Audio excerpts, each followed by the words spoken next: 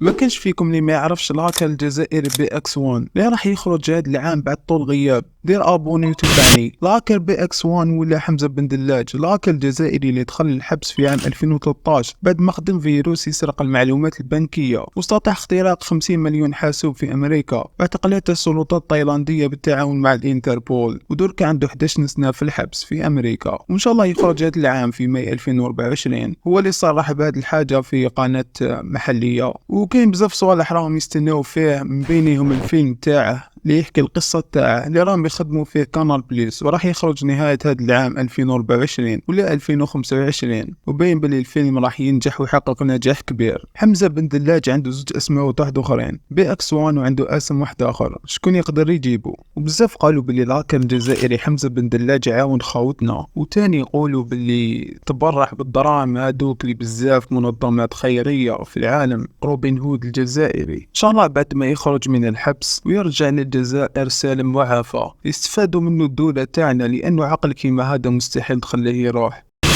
بزاف ما يعرفوش كيف حكموا الهاكر حمزة بن دلاج. حمزة بن دلاج كان يستعمل الاسم المستعار بي اكس 1، كان يخدم مع واحد الروسي على الفيروس باي اي، وهذا الفيروس يستعمل في سرقة المعلومات البنكية، وباش يدخلوا الحسابات البنكية ويدوا لها دراهم، وقدروا يسرقوا به ملايين الدولارات. المهم اف بي اي بداو يتبعوا فيهم، يتبعوا في السيت اللي يدخلوا لهم في الانترنت، وبداو يتبعوا فيهم سرا تقولش باش ما يفيقوا لهمش، حتى تاكدوا من الهوية تاع بي اكس 1، عرفوا بلي هو حمزة بن دلاج، وعرفوا بلي راهو في تايلاند وراه مسافر إلى مصر، وحكموه في المطار. وفي ماي 2013 داو الأمريكان وخضع للتحقيقات، وقاعدين يحوسوا على الروسي صاحبه ألكسندر لمدة 6 أشهر، ومع الآخر حكموه بسك باع النسخة من الفيروس للأف بي آي. تخيل، باع النسخة للأف بي آي وتسبب في كارثة كبيرة. حمزة بن دلاج اعترف في التحقيقات باللي اخترقوا 253 بنك،